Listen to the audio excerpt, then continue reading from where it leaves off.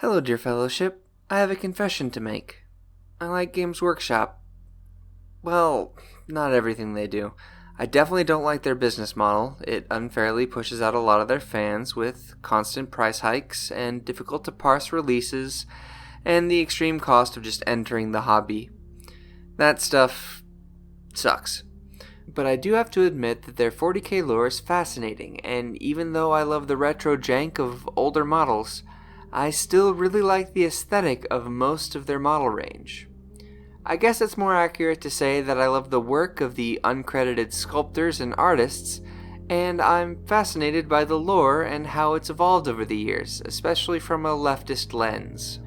I understand that plenty of people who aren't my current viewers will stumble upon this video, and if you plan on leaving a comment about how I don't belong in the wargame space because I'm queer, then you can kindly leave and ignore this small channel that has nothing to do with your life. While this video won't be a video essay about the intersection of leftist politics and Warhammer, that video is still in the works, what I will be doing is showing you how I painted my personal Space Marine chapter, the lore that surrounds them, and why I wrote them that way. Last year, during Pride Month, I made this image. It's the first inkling of my Marine chapter. I wanted to make something that was more hopeful for humanity rather than the grimdark that infects the whole storyline. Sure, doom and gloom is great for a war game, but immersing yourself in that when the real world has already immersed you in a way more realistic grimdark was not what I wanted. I modeled the colors off a combination of the pan and trans flags, and did a little bit of lore building in the bottom paragraph. The Pride Defiant are a successor chapter of the Salamanders, from the 14th founding. If you're unfamiliar with Warhammer 40k lore, the Salamanders are a Space Marine chapter that are mostly considered humanitarian. That is, of course, marred a bit by how they treat aliens, also known as Xenos, and the fact that their main weapon of choice is the flamethrower. But they're a decent point to start from. Each chapter of Space Marines is created from something called a gene seed. Basically, it's DNA from the Primarch of the chapter, so essentially they're hybrid DNA spliced super soldiers based on a super special super soldier that's better than the rest of them, because the Emperor wanted his special boys to lead his armies. Long story short, each successor chapter is formed from a specific chapter's gene seed and is labeled based on when the batch of Space Marines was created.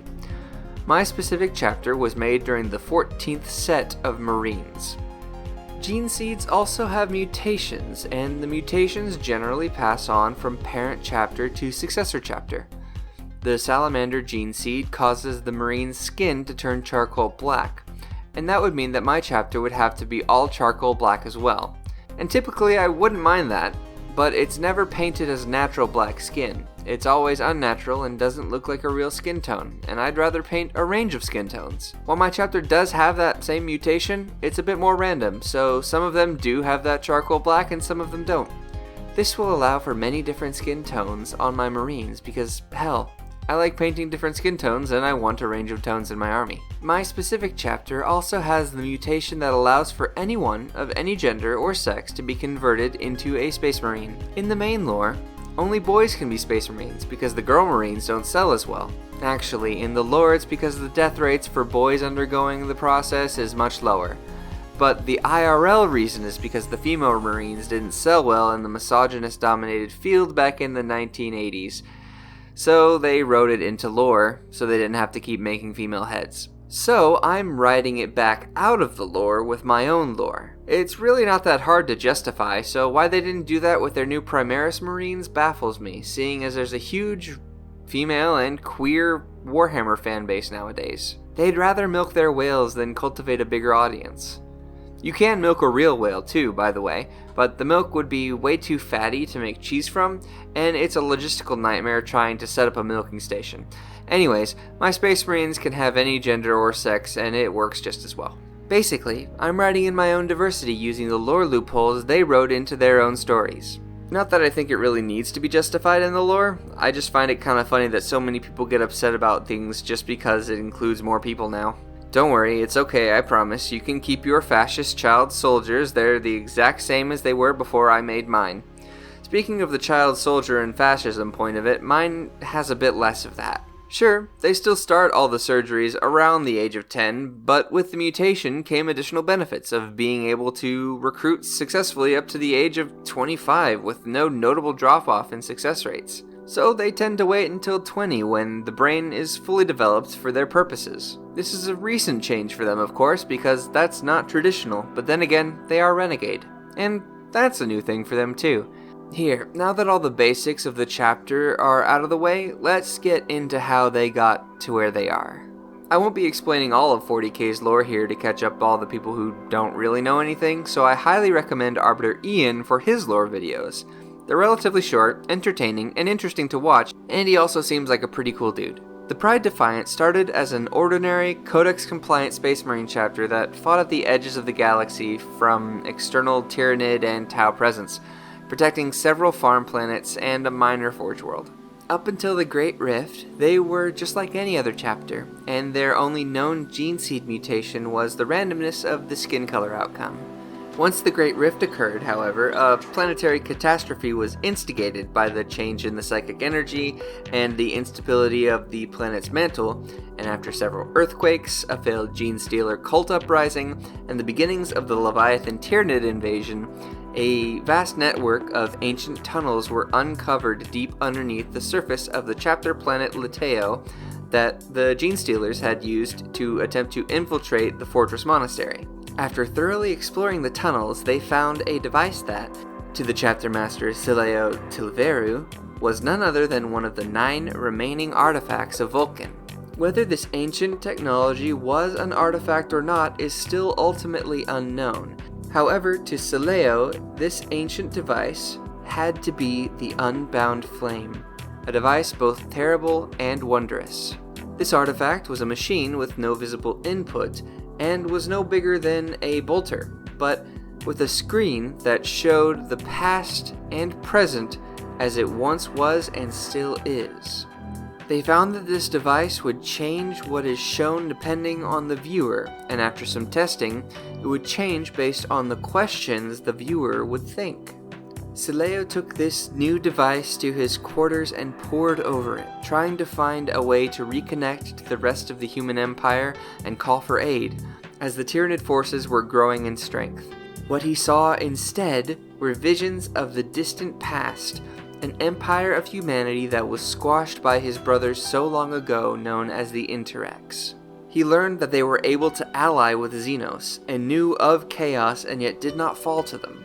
He saw what his brothers had done, how they had stolen the Chaos weaponry from the museum where it had not harmed humanity, and then blamed it on another chapter, starting the needless fighting and extermination of their humans.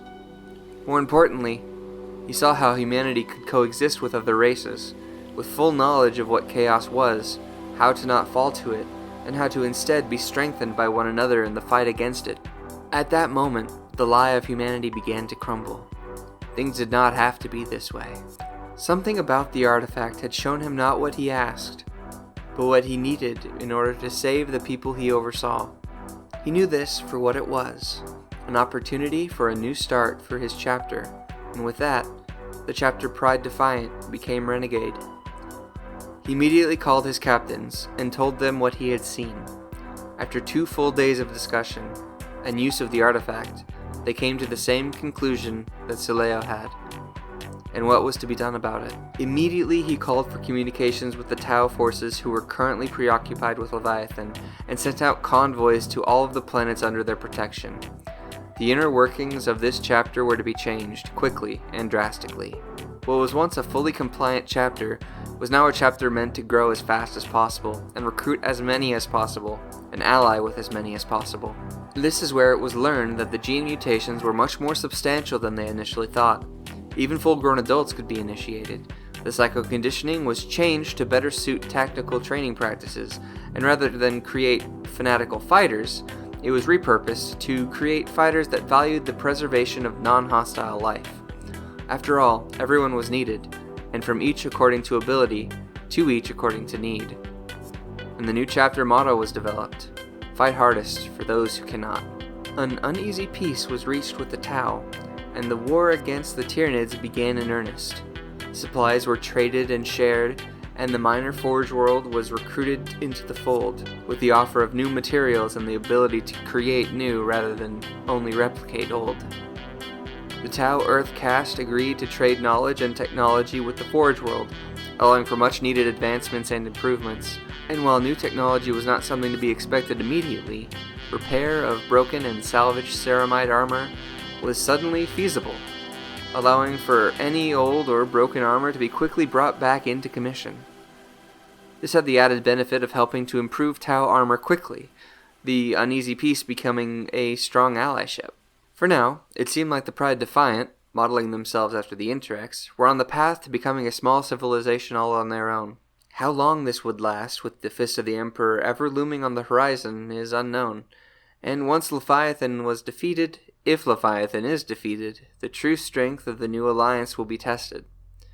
For now, though, a hope has been sparked in the populations of the Defiant civilization, and that is enough. Hello everyone. While I show you the results of my painting, there's going to be a little bit of an update. This video was meant to come out Pride Month in support of the Fabulous Marines Project, a group of artists who host a yearly painting event to raise money for the Trevor Project. If you want to give still, the link will be in the description, and if you want to help a trans girl, then you can support me on Patreon.